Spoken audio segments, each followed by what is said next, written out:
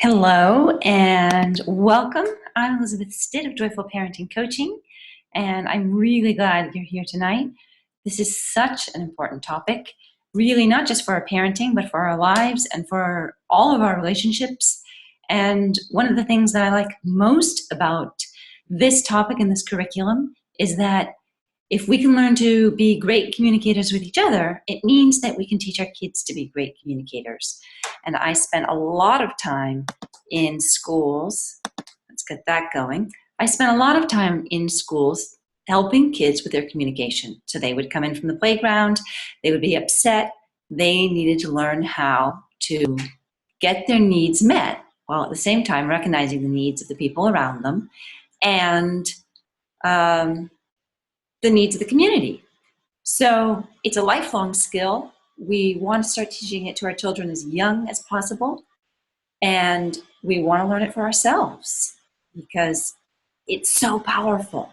When we can communicate well with our spouses, it feels so different to be in the relationship, to be in the marriage, to be in the family. This parenting business is such a long haul, right? My daughter is now 19. My older stepson is 21. My younger stepson will be 18 very shortly. I was divorced by the time my daughter was between 2.5 and 3. So this communication piece is one that I wasn't so good at. And in the process of remarrying and blending a family, very hard tasks to do, I had to learn how to be a better communicator. And for me, what that really meant was learning how to be able to share my feelings and my thoughts and my needs without shutting down and without feeling that I was going to lose my partner, without that feeling that I was going to be in trouble or get too upset about things. So here we are. Be a united team, 3 steps to constructive couples communication. And these 3 steps are really sort of the 3 preliminary steps. We'll talk a little bit about putting it together. And like any other skill in life, they need to be practiced. When you come on the call, I do expect that you will keep this session with us together confidential, right? So that if things happen or you're talking about things to other people outside of our webinar together, that you don't use names, that you, if you think that, oh, that must be Betty from Ohio calling, that's my sister's cousin's friend, whatever, you try to keep it nameless so that we feel safe. And the other piece, of course, is respect, that I want people to feel free to ask questions. I want you to feel free to really be real about what is, what's hard for you for you and your spouse. And to know that you can say that safely without somebody else jumping in and saying, oh, that's ridiculous, or oh, you just shouldn't fight about that, or anything else. So those 2 things are my base agreements before we start. So I was interested in this work, and I created the workshop, and then I actually went looking for the research to sort of support it. And Penn State came out with research at the beginning of this year. Let's read this. Children whose parents participated in a prenatal program aimed at enhancing couples' co-parenting relationship were better adjusted at age 7 than children whose parents were assigned to a control group. So think about that. That's a 7-year study. That's a longitudinal study. That's one of the things that really appeals about it to me. These are couples who were put into 3 groups: a control group, a group of parents who were given parenting skills, and the group of parents, this is prenatally, so parents-to-be really, who were given communication skills and relationship skills. At 7 years old, parents filled out questionnaires about their kids, teachers filled out questionnaires about their kids, and state data was educational data was looked at, performance data was looked at. The kids whose parents had the co-relationship class were thriving significantly more than the control group, but even more than the group of people who had parenting classes. Isn't that interesting? I think that says a lot about how you might read about a particular technique, you might try to put it in place yourself, but if you and your spouse are not on the same page about it, it's not nearly as effective. Plus, the levels of conflict in the house that feel scary to kids, that have the vibration not of being conversations that can be worked through and thought about and resolved, but things which are going to leave somebody upset, right? Kids are absorbing that energy all the time. So in households where parents are communicating effectively, it might be conflicted. We're not going to get through life without conflict, that's for sure. But if it feels like it's part of a pattern, which then results in happy solutions, that's a very different kind of conflict for a kid to be around energetically than something which feels very tight and tense and adversarial. And I love that there's studies to show that. Makes sense to me. Okay, I just thought I'd throw this in here. I found this picture and I thought, wow, that kind of looks like my first marriage in some ways. And I don't think, it wasn't so adversarial, but we would go on date night and we would both be so tired and we had spent so little time with each other, and I had spent so much time with the baby and he had spent so much time at work. We had nothing to say to each other. And so then to bring up something that might feel controversial was really scary, because it was like you had no soft layering underneath. You had no sort of warm fuzzies. John Gottman, marriage guru, says you have to have 5 positive interactions, and about kids too, right, to every negative one. So in order to have a negative interaction that can then move on positively, you need to have had 5 warm fuzzies ahead of time. And if you've been busy and disconnected and your schedules haven't meshed and you haven't worked out anything where you can actually talk to each other, if it actually comes time to it where you have time together and you have something heavy on your mind, that's not going to be the time to introduce it, is it? It's going to feel too scary and too big, and you're going to feel too emotional. So couples get this way. We get so overscheduled, and babies and their sleep schedules and being off means a lot of time we're just tag teaming each other just to survive. So in other places, on my Joyful Parenting Coaching Facebook page, for example, I do talk from time to time about how to create date night, how to create space. We won't go into that too much here, but let's get some ideas out there about that on the Facebook page, because that's an important one. First, finding a little time and space. Okay, so here's, if you walk away with one thing, right? If you need to get up, you need to leave, you need to walk away, you don't get any further than this, I want you to get this. The key to effective couples communication and parent-child communication is that the relationship is always more important than the issue, right? You can always keep coming back to the issue, but you want to make sure that the glue of the relationship is solid so that you really can speak with an open heart and speak with listening ears and expect to be heard too. Okay, and that brings us to our first skill. 3 steps to constructive, cooperative conversation. The first one is active listening. And one of the things I like about this, people, is that maybe you're on this call by yourself and you weren't able to get your spouse to come, and you don't think you'll ever be able to get your spouse to come. Well, you can start practicing active listening, and your partner doesn't need to do anything but be the beneficiary of it. And that will help soften things and help start a positive feedback loop between you and your partner. So I hope this is not a new term to you. It's been around for a long time. Let's go through it. When you're active listening, you don't comment, you don't disagree, you're not evaluating, you're not sitting there saying, oh, that's not right, that's not true, or really you shouldn't, you should do it this way, or, well, I think you think that because. You're going to try to let all of that go, right? You take a deep breath yourself. You use your body to connect to that person, right? You might lean forward toward them. Eye contact. You're going to listen. You're going to keep your head going, right? You're not going to be checking your phone or your computer. If something pings or dings at you, you're going to let it go. You're going to really just give your physical presence to the person that you're talking to. To keep them talking, you can use phrases like, oh, tell me more. Or what else? Or why is that important to you? It doesn't matter what the topic is, right?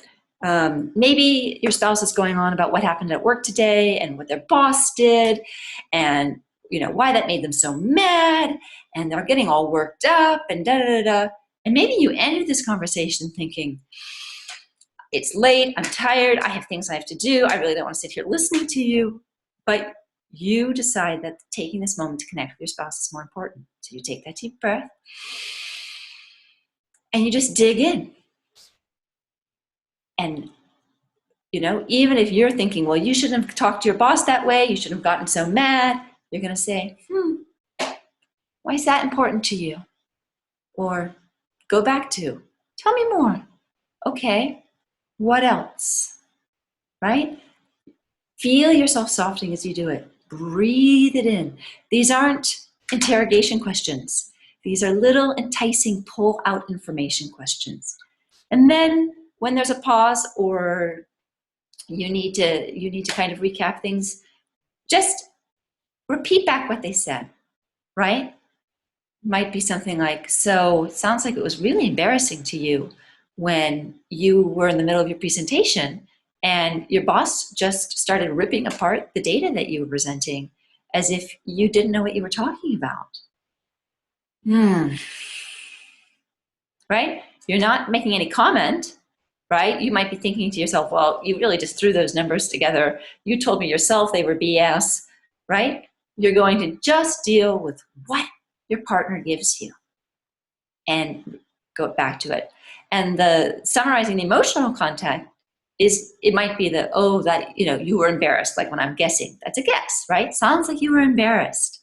I'm getting the sense that what you're really feeling is that he set you up for failure, whatever it is. And if you make a guess like that about the emotional content and your partner looks at you and says, no, that wasn't it. You go, oh, okay. Tell me what was it? And again, it's not like well, tell me what was it then? It's just curious. It's just wondering. So what was that like then? Okay. So this is the skill of active listening. And I had truly hoped to rein some volunteers in from here on the call to be our guinea pigs. But I was prepared for the fact that it might be hard to get on a call and be a guinea pig. And so I do have a little video presentation, if it works here. Let's see if this is going to work. Nope. That's me and my husband at the bottom of the screen here. And I asked him if he would be willing to let me record us as I was actively listening to him. And I wanted to ask him a nice neutral question. There's the topic. Who was a family member you greatly admired when you were a child, and why? And I wanted to start with a topic that wasn't controversial. I wanted to make it easy for me, right? If I'm learning and really practicing this new skill of keeping my mouth shut, which is hard for me, and just being curious and just listening and just opening my heart, I wanted to set myself up for success. So I asked a question that I didn't think that I was going to have any little sub conversation going where I was going, no, that's not true, or oh, no, I disagree with you, or oh, I want to add something to it too, right? So by asking him about his family when he was a child, that was far enough removed from me that he clearly is the expert. It's not like I'm going to have too much of an opinion about it. All right, so let's go and see if this works. I'm going to turn my volume up all the way here, and it's up all the way here. I'm afraid it's a little bit thing. We'll just go for a few minutes, and what I want you to notice is just what, you kind of have to notice what I don't do, right? Notice that I'm not interrupting, I'm not contradicting him, I'm not trying to tell my own story, I'm not trying to cut him off. I'm really trying to create a sense of spaciousness that allows him to tell his story, and when he kind of gets a little stuck, to open up. Okay.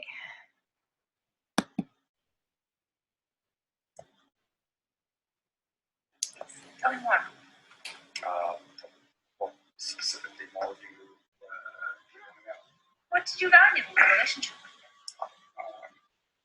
Well, that's actually more difficult. So this is the middle of it. This is, he's telling me about his grandfather. I mean, if anything, it was the fact that he was around when I was much older. Just the fact that he was around when I was born, and I went on long trips with him. So, told of those trips, I have never taken them. But more to the point, when I was in my teens, there was a weekly meeting at the weekly weekly sessions in which he and I would turn up when I was on break. And most significantly, after my parents left for the Middle East, there was a span of about 2 years in my life where it was just he in this rather large house that we kind of around there. So I was probably between 18 and 21. So very impressionable. Very, very impressionable. Yes. Okay, I'm going to stop that. Sorry, it's not louder. What I really want you to see there is how little I did. And I can tell you, my husband is not a big talker. He's pretty happy to go days on end without talking. And this is about maybe 4 or 5 minutes into our conversation where I had to have some pauses and some waits and sort of say, what else? And tell me more. And then he got on a roll. So for our first question, think of something general. Think of maybe asking about family traditions that your family had, or, when in your family, when you were young, did you get one-on-one time with your parents? Or what was your best vacation growing up? And just listen with open curiosity. Okay, very powerful. If you get listened to, right, if you are 2 people listening to this together and you go practice this, then really consider, how did it feel to talk about yourself or something you were thinking about when you knew you weren't going to be interrupted and you were going to be deeply listened to, right? And what, as you looked at the other person, reassured you that you had them 100%, right? This isn't like you're standing at the sink doing dishes while you're talking over your shoulder to somebody. This is really across from each other, one-on-one conversation. And if you were listening, what challenges did you find in staying focused? I find, for instance, that I had a lot of, my husband's grandfather was Indian, lived in India right from the turn of the century. I think he died in 1996. So you can imagine the Indian history that he experienced. So as I began to think about his grandfather, I began to have questions about Indian history and, oh, he was alive here and then when, which could have had an interesting conversation, but it wouldn't have achieved this sense of this deep, thoughtful, sweet connection that we had for just the span of that conversation. And that's really what you're going for, right? You're trying to use active listening to soften the things between you and your spouse and to really help them feel seen and heard. For me, what made it easy in this case, as I said maybe before, was that this wasn't a topic that I could say anything about, really. And the other thing is that I want you to try this not with like if you say, okay, I'll go first and I'll active listen first, and then you switch to your partner, I want you to use different questions. Because if you're both going to talk about your favorite holidays when you were young, believe me, then what's the challenge is you're listening to your partner talk about his favorite holiday and you're busy thinking about your own.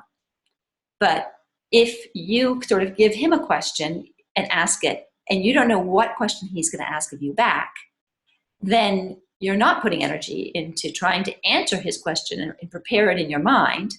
I do that, don't you? Like, you're going to, you want to add something and you start rehearsing in your mind and then you lose the track of what they're saying. It's human nature, but it's not very good listening. So we really have to practice to stay focused on the other person and not worry about what's going to be asked of us, and to trust that we'll have something to say when it gets there, and it doesn't need to be rehearsed and brilliant. It just needs to be real and true. Okay. So here are two questions you might ask. What do you feel are your greatest accomplishments? And again, you might be surprised what your partner says. Your partner might say, I won the spelling bee in 4th grade, and I went to the regional competition, and it was great. And you might be thinking of all the things that they've done as an adult, or the birth of your children, or getting married to each other. Doesn't matter.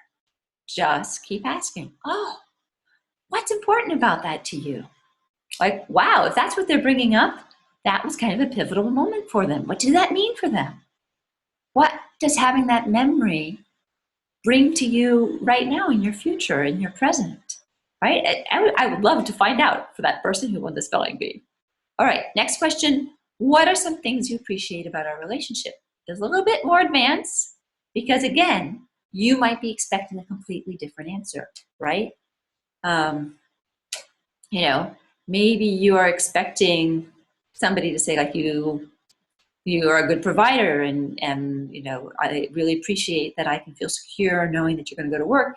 And what the person actually says might be something like, well, you're so much more social than I am, and I really appreciate that even though I grumble about it and I don't want to get out, you make us go out and see people, and I'm glad I have that in my life, and I don't think I would have it if it weren't for you, right? So it might be a surprise, might be something.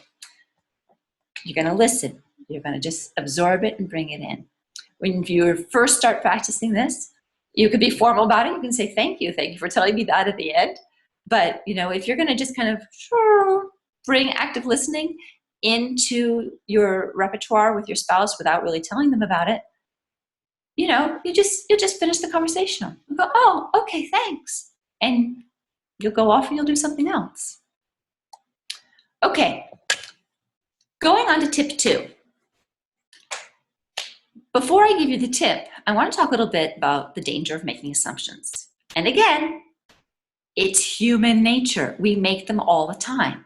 Sometimes we make positive assumptions about people, but a lot of times we make negative assumptions about people, and then we act on our negative assumptions, and we never check in with our partner to see what's the reality actually. So let's consider that Busy is washing the dishes. And she looks over and she sees that Bala is sitting on the couch reading a book. And she's sitting there thinking, it's not fair. I'm working and he's sitting there relaxing. And she's scrubbing away furiously.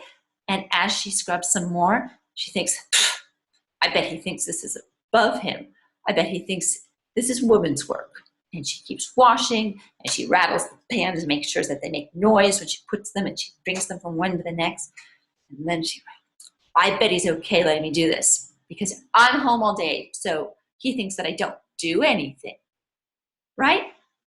I'm not saying this is the way you're always going to react, but you can imagine it, right? You can imagine being at the end of the day, you're tired, you're exhausted, you haven't seen your spouse, logistical details have taken up all of your energy, and like the kids are finally in bed and the dishes are still there and you go to do them and you look over and your spouse is reading a book. This is kind of dialogue I might have in my head with myself. But what is your spouse thinking? So Bala's sitting there on the couch. He's reading his book. Maybe he's thinking, this is a really good book. I just can't put it down. He might be absorbed in his book and entirely unaware of you having come into the kitchen and started washing the dishes. I can get very absorbed in my book.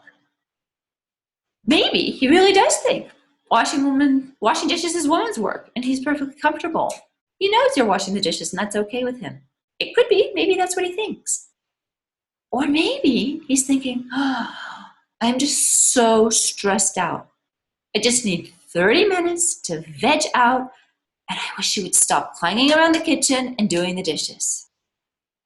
But he's sitting there, not communicating his needs, probably unaware of how hostile busy is standing at the sink feeling.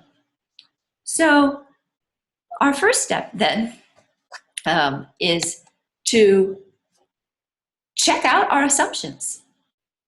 And using an I statement, I don't know if you've heard of those before, I used to teach them to my kids at school, can be a way of expressing emotion when you're feeling upset about something and expressing the situation that you're feeling upset about. So this is how it goes. This would be what Busy would come and say to Bala. You know, Bala, excuse me, may I interrupt your book for a moment? Thank you. You know, darling, when you sit on the couch while I'm reading doing the dishes, I feel resentful and put upon because I'm still working and you have leisure time. And you could say a little bit more, and you could say, you know, that just doesn't feel fair to me, or, and I'm just so tired. I just don't know when I'm going to get my leisure time, and it makes me really grumpy, or whatever it is. You're just going to say it. You could follow up with a request, like, you know what, darling, I would really like you to help me with the dishes. Or, you know what, at least if you were doing some other chore that were helping to get things cleaned up, that were helping us get closer to both having free time together, it would make me feel a lot better. Or you can start that way. It would make me feel a lot better if I weren't working alone and you were either helping me with the dishes or you were finding something else that needed to be done before we go to bed tonight. You're just expressing yourself. Now, it sounds easy, doesn't it? But I'm betting that a lot of you are kind of going, that feels controversial, or that feels adversarial, or it feels like I'm picking a fight. You're not going to come and put your hands on your hips and shake your finger. When you sit on the couch while I'm doing the dishes, I feel put upon. I'm working and you're sitting there, right? No, you're not going to do that. You're just going to come matter-of-factly. You know what? I just need to share with you. When you sit on the couch reading while I'm doing the dishes, I feel resentful and kind of put upon because I have work to do and you're getting to have your leisure time, and I really want some leisure time too. So what next? Oh, let's just practice the phrase a little bit. Here's a good one. So I can tell you the way that this would go with kids. Just for example, if you want to use it with your kids. Right? Sally is upset because Betty has taken her eraser. And, you know, she's really upset about it. And just first instinct is to tell, right? Teacher, Betty took my eraser. So what could Sally say? Sally could say, Betty, when you took my eraser, I feel sad because that's the special eraser my grandma gave me. I would like you to ask next time, right? That's a great skill for a first or second grader to learn. Great skill. Third, fourth, fifth grade, they get into friendship stuff all the time, right? You say that, you say, meet me by the swings at recess. And your friend says, okay, sure. And then you go and you stand by the swings at recess and your friend doesn't show up. And you're sitting there and you're either hurt or you're angry to cover your hurt, or you're hurt to cover your anger. And what do you do with all that feeling? Well, I can tell you one thing as a teacher, You don't go back to class and learn with an open mind because you're too full of the injustice of having waited all of recess by the swings with your friend not being there. So you need to be able to go up to them and say, you know, George, when you didn't show up at the swings today after we agreed that we were going to swing together at recess, I felt really stupid for just standing there because I could have been off doing something else, but I was just waiting for you. You know, I'd like you to at least tell me you're not coming. That would be a great fifth grade skill. But what about with a spouse, right? When you arrive late, I feel scared because I'm imagining you in an accident on the curvy roads on the way home.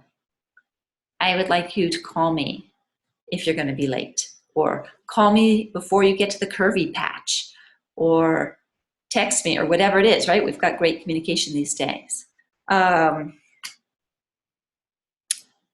When you contradict me in front of the children, I feel belittled and unimportant because I need the children to respect me. And when you just disagree with me like that, it makes me feel like you're telling the children that they don't have to listen to me. I would really like you to bring stuff up with me in private if you disagree. Right? Okay. It would make me feel a lot better. So you can change the language. You don't have to stick to the when you, I feel, because, but you want to get the gist of it. Let's go for a moment. Do I have this phone? Let me just check. All right, I might cover this in future, but let me just stop for a moment and say, notice what I am not doing here, right? I am not saying, I'm not making broad generalizations, right? So I'm not saying, when you are late all the time, I feel angry because you're a stupid pig and you don't even deserve for me to cook for you when I'm waiting for you at home, right? So I'm not calling names. I'm not being insulting. I'm not bringing up every past incident. Maybe your spouse has been home late every night for the last 2 weeks, right? Don't deal with anything but tonight. It's concrete. It's present.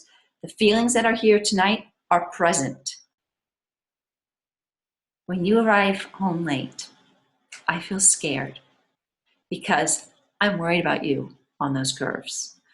When you arrive home late, I feel resentful because I'm trying to make a nice meal for us so we have time to sit down. And it's kind of a time-sensitive meal and it gets dried out or it gets cold or whatever it is. Okay, moving on. So what if you're the receiver of this statement? What if you're Bala sitting on the couch and Busy has come over and said, you know, Bala, when I'm sitting at the sink washing the dishes while you're reading a book, I feel put upon and resentful because I see that you're having your leisure time and I really want my leisure time too. A surefire way of helping the conversation go along positively is to go into active listening mode, right? So here I am, Bala, what would I say? I'd say, oh, okay. So I'm hearing, Busy, that it's really upsetting to you that I'm getting to have some free time while you're still working. And Busy might forget to be reasonable. She might forget her I statements. She might be like, yes, that's right. I feel very resentful. It's not fair. I can't believe you would just let me sit there. So that's really hard for you. Well, what would you do? What would you have me do? Or what could I do? So maybe she's already made the request, right? I wish you would get up and you would work something. And if that's true, you really have 3 choices. One is to agree with the request right then and there. Like, yeah, sure, I can do that. Where's the dish towel? I'll dry up. Or let me get the pans. They're kind of big and heavy. Or you can ask for more time to think about it later, right? Let's say that you are the spouse who's just walked in late through the door and the spouse at home is ready to blow a gasket. But you have had one heck of a day at work and you cannot deal with it. It's okay to come back with, I really hear that you're upset. And I hear you asking me to call you. And I sure we can find a solution for this, but I really need some time to digest this and to process it.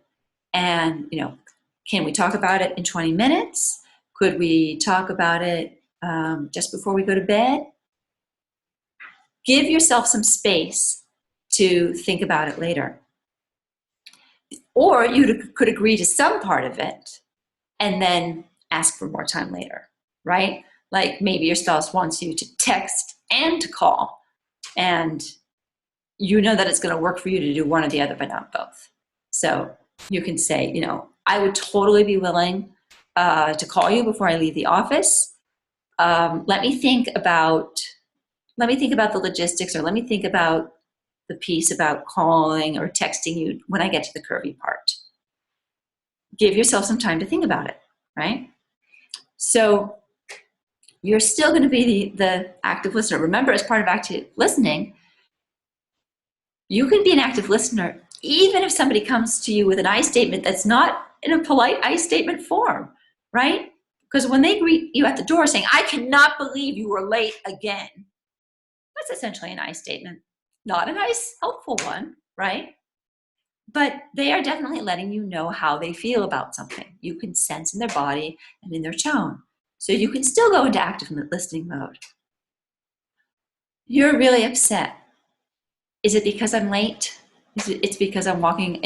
You're really upset that I'm walking through the door. Like, you bet your bottom dollar I'm upset. This is the 3rd million time you've been late. You're really upset I was late tonight. It's really important to you that I not be late, right? You use your voice and your body to bring things down. Great skill with toddlers, by the way. Awesome skill for you to have when they are in the middle of a tantrum, because if their spouse meets you at the door and is like, that's essentially a tantrum. So good skill for helping a toddler to regulate their emotions. Active listening is an excellent skill for just helping to diffuse a situation. You are present, you're breathing, you're giving them your eye contact, you're acknowledging their feelings, you're guessing what's important to them, or you're asking them what's important to them. Okay, moving on. Okay, this is one of my favorite skills. This really has to do with keeping the conversation moving along positively. This is an awesome skill to use when you are immediately feeling uneasy about something and like all kinds of barriers are going up, like, oh, I don't want to. But you don't want to fly off a handle or just jump in with the negative. You want to keep the action moving along in a positive way. So yes, and this gets borrowed from the world of improv. Have you done any improv, any acting, right? So when two people get together in an improv scene, the number one rule is to keep the action moving forward and to not block the other person's ideas. So if they introduce an idea, you have to pick up their idea and then expand on it with more detail or with more specifics. If you deny what they've said or just block what they've said, the scene dies. The scene just doesn't go anywhere. It's just like dead in the water. So imagine you're doing improv with your spouse and you want to keep it moving. Okay? So let's imagine Bala comes in and says, I really want to go to vacation in Hawaii this year so we can just hang out under an umbrella. And like Busy's first thought is like, Hawaii? Oh my God, it's so expensive. The plane flight is so long. We wouldn't be able to get back quickly. Like, she's thinking a million no's. But she wants to have a positive conversation. she knows that this isn't like a decision that's going to be made like that. It's going to be made in a series of lot of conversations. And she doesn't want to shut her dear beloved spouse down in the first moment. So she says, yeah, and we could drink pina coladas with those little umbrellas in them. They're so festive, right? And that's going to get Paula excited. I mean, he's excited about Hawaii anyway. But if he's playing the yes and game too, right? And it's kind of funny the way people do this. If they say, oh, let's do this, and you go, yes, and we could do this because of this, they get into the game pretty easily, even if they don't actually know the pattern. And they'll go like, yes, and I read a review of a restaurant right by the water that has these colored lights, really festive, right? So even self-consciously, subconsciously, your fellow speaking partner picks up on the language and the imagery of what you're doing. So you come back with, oh, yeah, cool. And I could finally try the mahi-mahi now that I'm eating fish, right? Right. And I hear that Hawaii has some of the most creative desserts ever.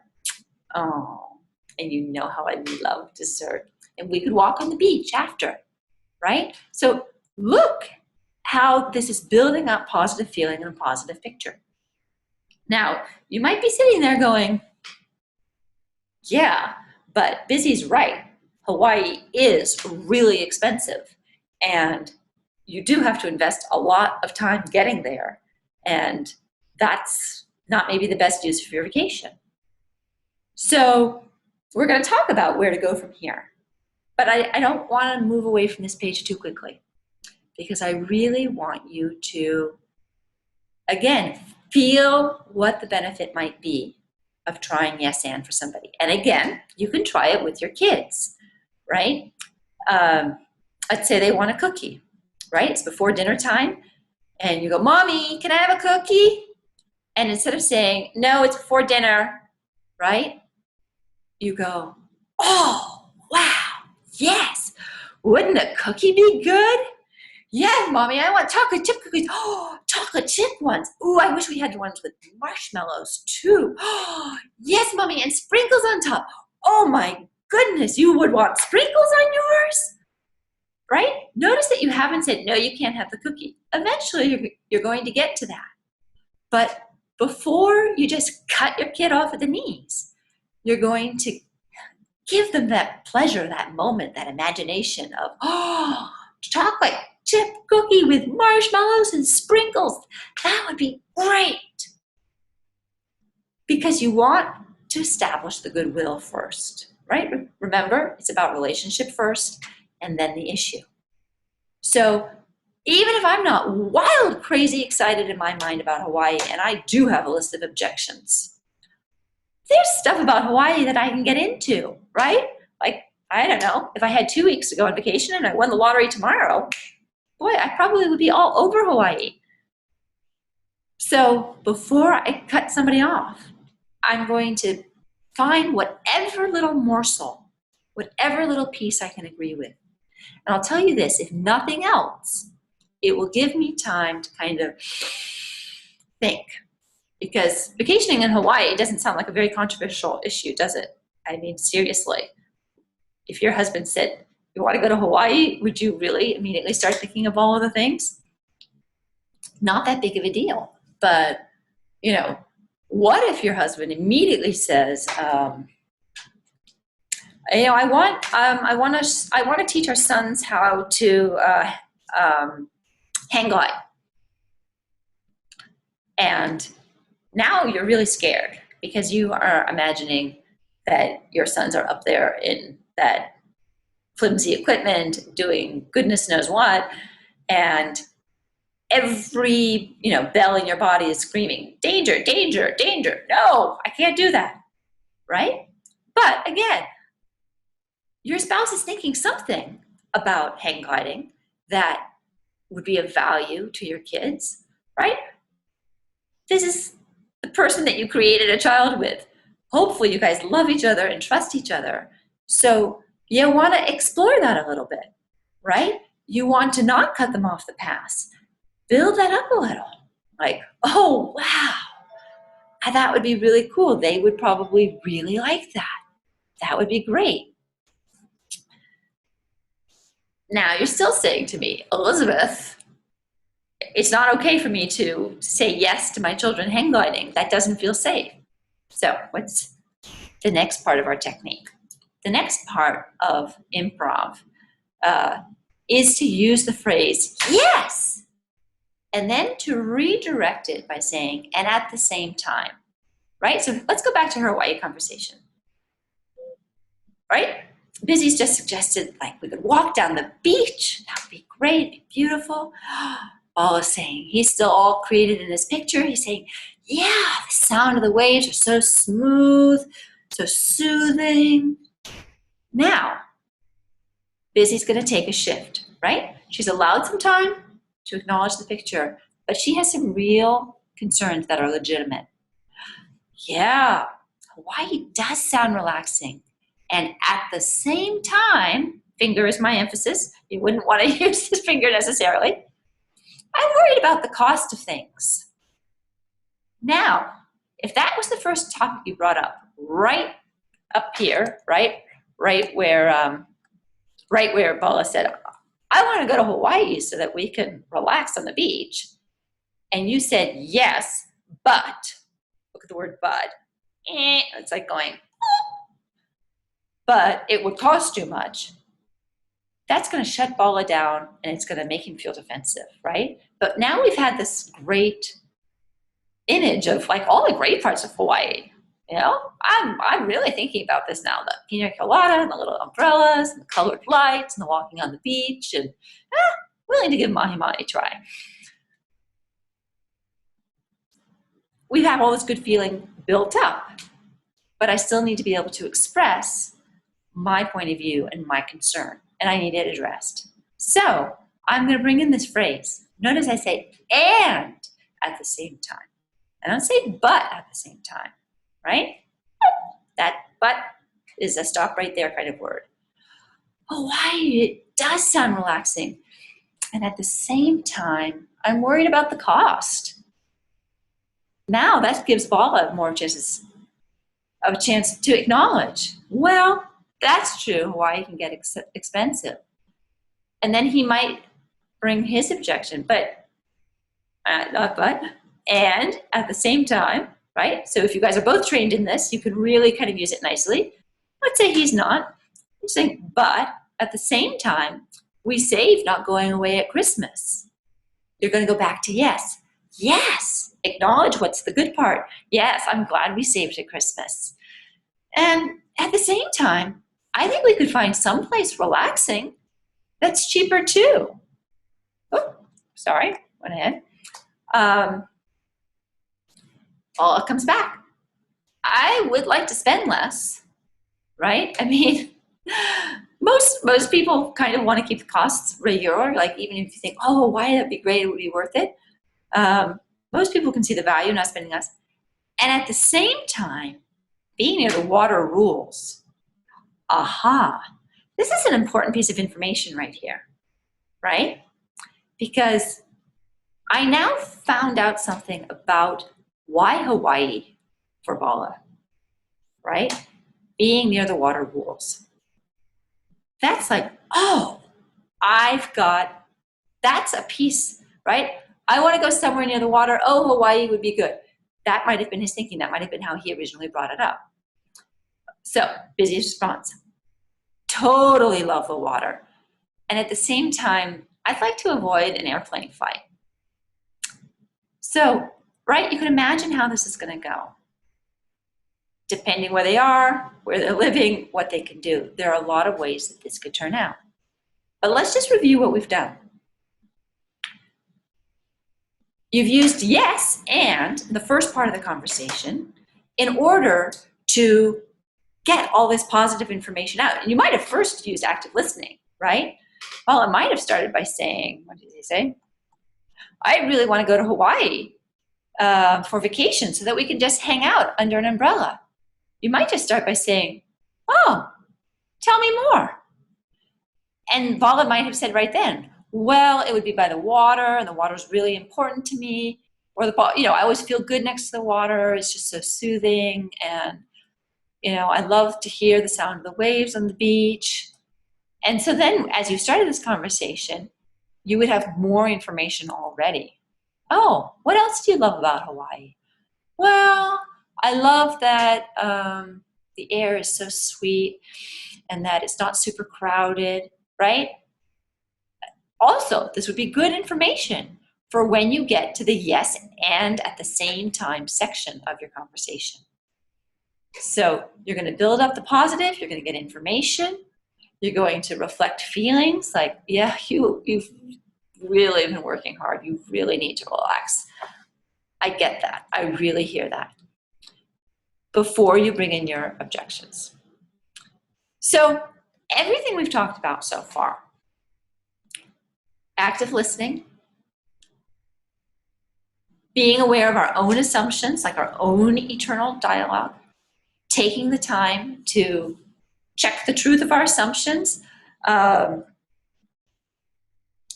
somebody else said, they used the phrase, the story I'm telling myself about that is, right? So you might do that. I mean, the thing that I like about the I statement is that it's very non-defensive. It's just focusing really on my feelings, and it's really trying to use language that does not paint your partner as a villain.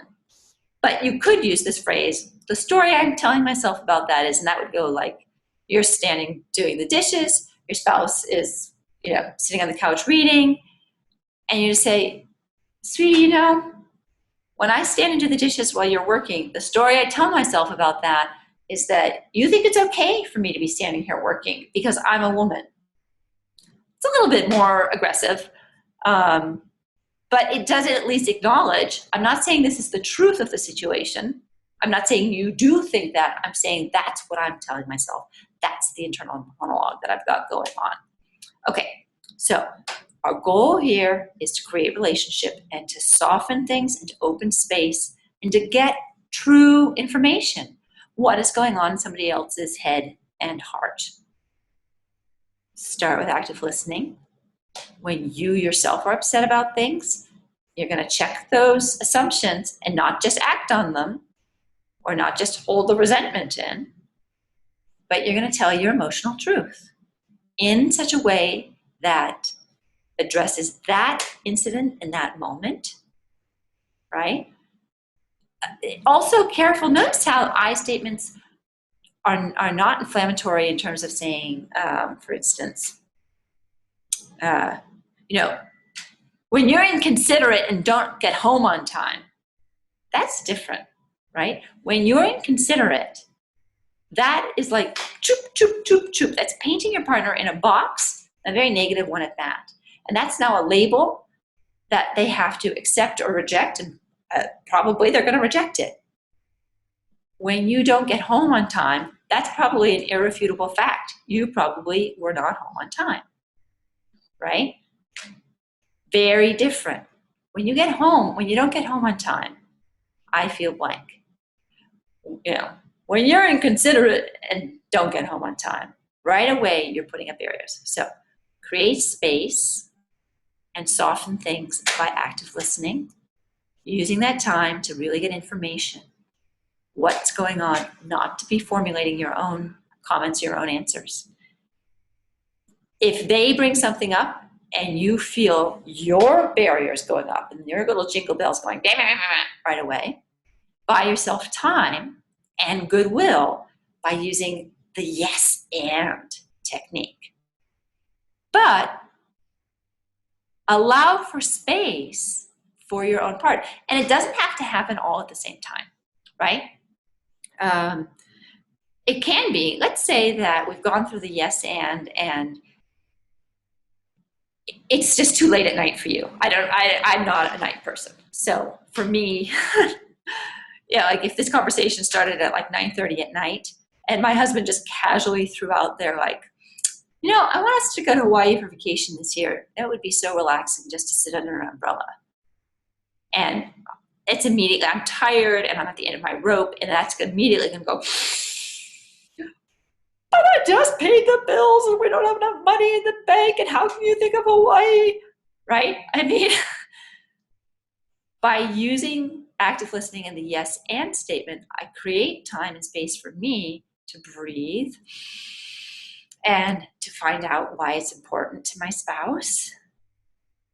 If I'm still too emotional to bring up the concerns, I can say, I would totally love to think more about Hawaii.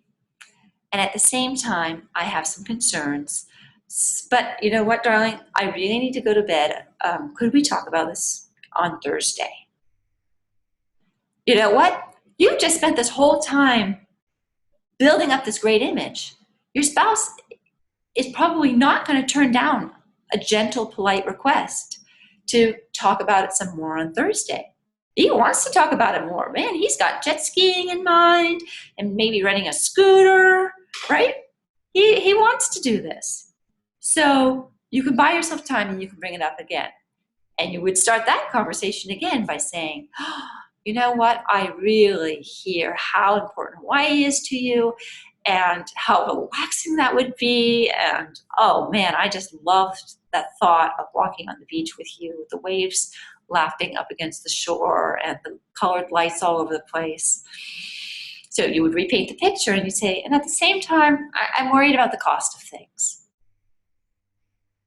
So even if the conversation happens later, you can ask for time. If it's a bad time of day, if you're still feeling too worked up, or if there just physically, literally is not enough time to finish the conversation, right? Or whatever, the kids walk in, the telephone rings, the dinger goes off. Okay. You can try doing this technique deliberately. One thing I really want our children to learn is, that would be like the hang gliding thing. It could be controversial. You're going to stick to yes, and you're going to build up the yes, and then you're going to move on to the and at the same time, right? But it's kind of like a scale. It's like you got to build up the really good feeling about things before you start bringing it down, right? Because you want to kind of end with sort of equal feeling about things. So all of what we've been doing here is we've been getting out motivations. We've been getting out the feelings, really trying to find out what is going on in another person's head about this, right? Because it might not be about Hawaii. It might be about being by the water, or it might be about doing something exotic, right? Maybe Hawaii feels exotic, and it's not that the person is wedded to Hawaii itself, but they just like want to get out of Plainville, America. Until you start asking questions and asking what's important and checking in, you hear the top message of, I want to go to Hawaii, and you're objecting to that. And what's underneath is really the more important part. Those are the sort of sub-reasons and motivations, because you might not even have a problem meeting the needs of the sub-motivations. Okay, so active statements, active listening, I statements, using yes and yes at the same time. These are your 3 tips to having a constructive conversation. Now, you will notice it's not like we have a plan for vacation yet. So we haven't actually solved this question. I'm not even going to call it a problem. Where we go for vacation shouldn't be a problem. But what we've done is we've gotten a lot of information out with a lot of goodwill built up. And so far, this has not been a threatening conversation, right? Even if we go back to the dishes, right? Which started out more controversial. So Busy comes to Bala and says, when I'm doing the dishes, you're sitting on the couch reading. I feel put upon and upset because I am still working and you have leisure time. And Bala takes the time to really go, oh, you've had a long day. It's been really hard. And maybe she makes a request, and maybe the request is, you jump up right now. And so he could give it back to her. He could say, it would make a big difference to you if you felt that you weren't the only one who was wrapping up things for the night. And really getting our household together just so that we could have some peace and quiet. I totally hear that. And at the same time, I'm so completely shot that I'm just not going to be able to bring myself to it right now. Could I read for 30 minutes? You can make a counteroffer. You can do it. You can also, shelve it, ask for permission to shelve it later. I can tell how important it is. I can tell how upset you are. I do want to talk to you about this. I really do. Could we please talk about it, and see if you can find another time.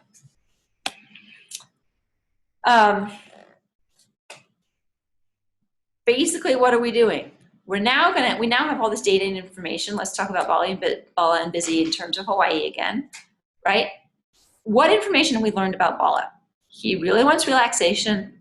He wants good food. He wants a salubrious setting, right? He's not asking for, rocks to climb and tough hikes or dirt biking or something. You can tell this is about calm, smooth, lovely, right?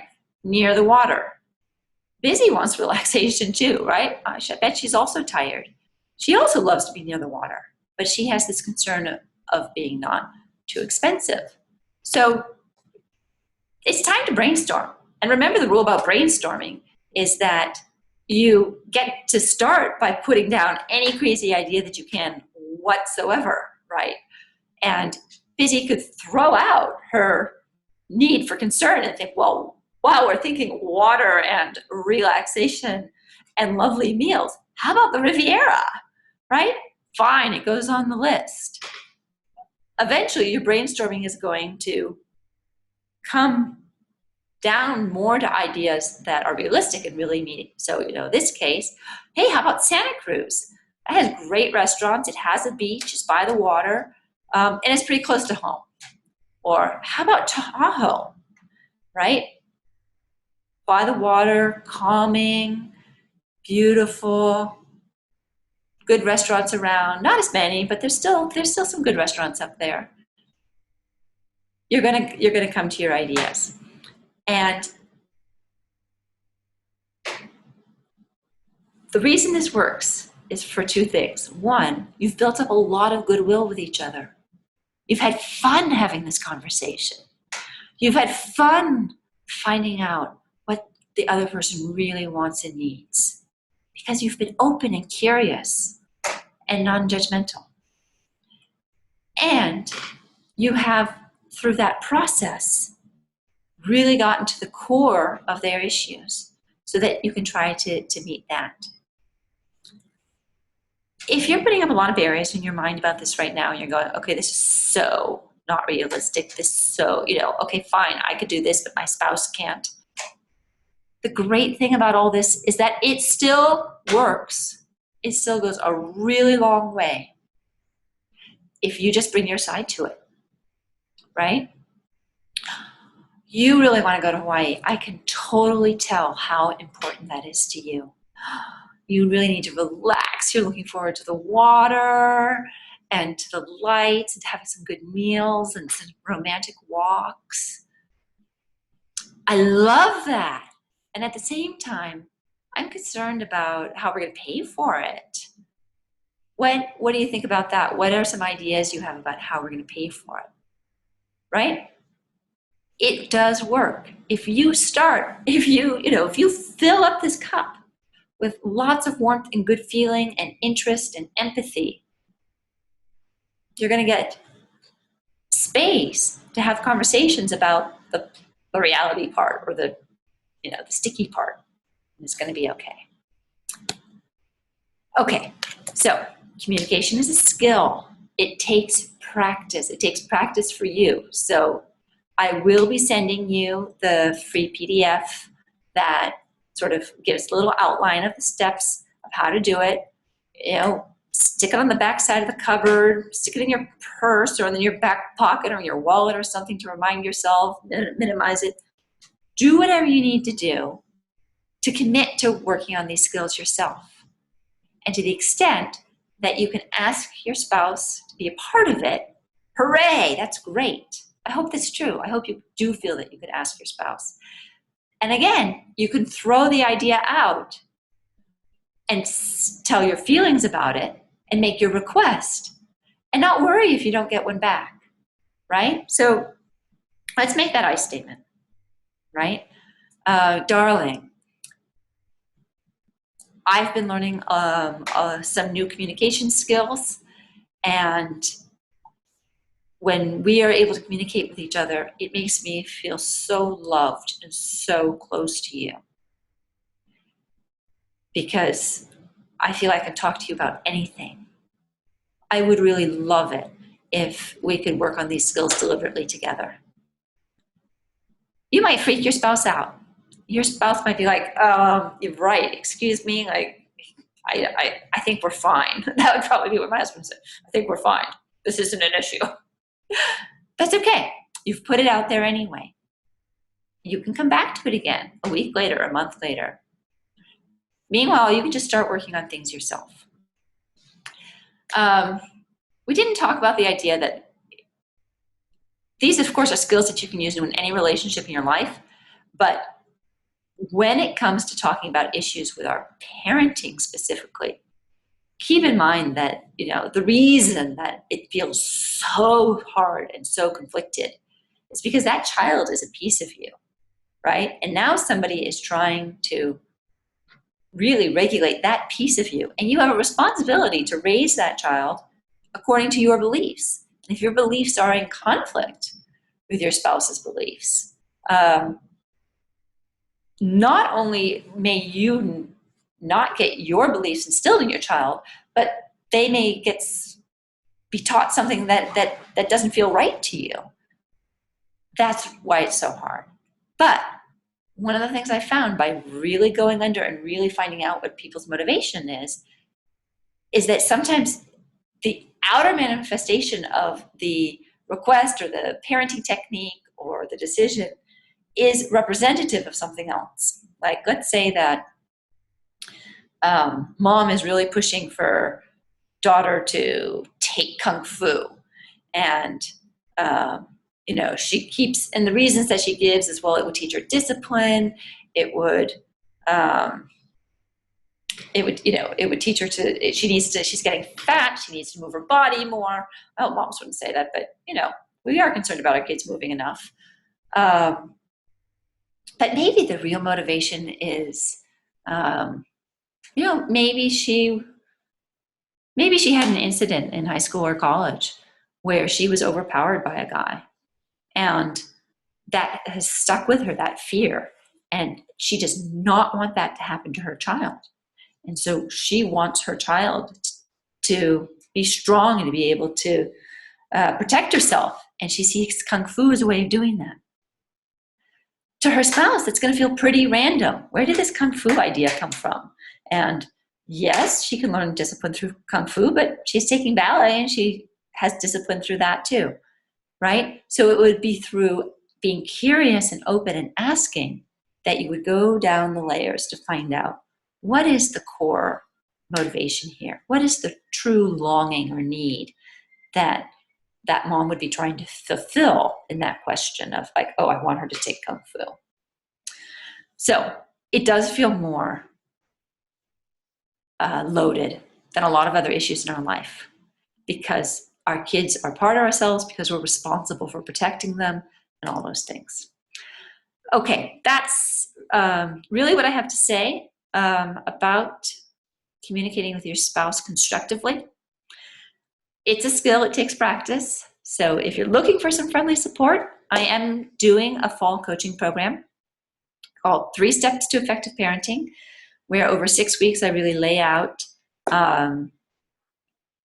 my 3 core foundation to stand on for parenting: clarity, connection, and consistency. And all of these things are important in terms of the communication piece, right? Clarity is about your values and your true underlying motivation. Connection is about putting the relationship first before the issue. And consistency is about being true and present and following through and being trustworthy, so that your partner feels safe and secure, your kids feel safe and secure. 6 weeks, you can get clear on your goals. You can greatly increase the warmth and connection in your household, which increases cooperation. Make sure that your yes means yes, your no means no. Part of the clarity piece and the communication with your spouse piece would be like, okay, what rules do we really care about? What are the things we're going to follow through? What are the things that we can let go? And in general, just being more confident about what you're doing as a parent. You know, I started Joyful Parenting coaching. I left teaching. I loved teaching, but I started Joyful Parenting coaching because I felt like over the 25 years of teaching, parents were getting so isolated, right? We might be connected on Facebook, but that's a kind of unreal world, right? We tend not to really share what are the rubbing points and what are the hard points to our general Facebook world. I want to create a safe place for you and for other people to come together as a community of parents and learners who can be real and can bring issues to the table, and then we can put our heads together, because if two brains are better than one, then three brains are better than two, etc. So what are the logistics? It will be 6 group phone calls, just like this, through the webinar format. I will record it, so if you miss it, you can get it. I'll talk for a portion, kind of introduce the topic of the week and give information, background, approaches, research. But at the same time, if you're on the call and it's live, or you know what the topic is going to come, you will be able to get your questions answered, because in a smaller group, we can actually go through and answer people's questions specifically. By the way, in terms of communication between parents and values and things, one question I did just want to throw out there, this was a question that we had in a previous webinar, was how important is it for parents to be on the same page when they agree about things? The short answer to that is, on the important stuff, it's important that they're agreed. On the little stylistic stuff, like, maybe you're a bit more boom, boom, boom, boom, boom, I need it to happen now, and your partner's a little bit more, yeah, it can happen in the next 10 minutes, and that's okay. That kind of stuff, kids can learn which parent they're dealing with. That's low-level stuff. Those kinds of differences don't bother me. It's the high-level values and priorities that I would like parents to come to the same page on. So we'll have a Facebook page, a Facebook group, so we can share our war stories with each other. And then, so a key part of it, so in between the 6 sessions, there will be one-on-one 30-minute coaching sessions with me, so that I can really tailor the information to your family, your age group, your particular situation. Special offer through Labor Day weekend. It will be at $350. After that, the price will go up, and we'll be starting the week after that in September, and it will go into October. So if you want to be a part of that, that would be great. I do feel that there's a real value in a community learning together and coming together. That's why I set it up as a group coaching class, not just as a one-on-one kind of package. There's value for that in coaching, but I'm a teacher. I've always had a classroom. I love the energy that people can bring to the classroom together. Once again, if you walk away tonight with nothing else, keep in mind the idea that the relationship is more important than the issue. So if you are ready to rip into your spouse and you feel completely justified by all your complaints, remember that at the end of the day, what you want is a warm, loving relationship, probably much more than you want any particular detail or point of whatever it is that has you upset. And that's true for your kids too, right?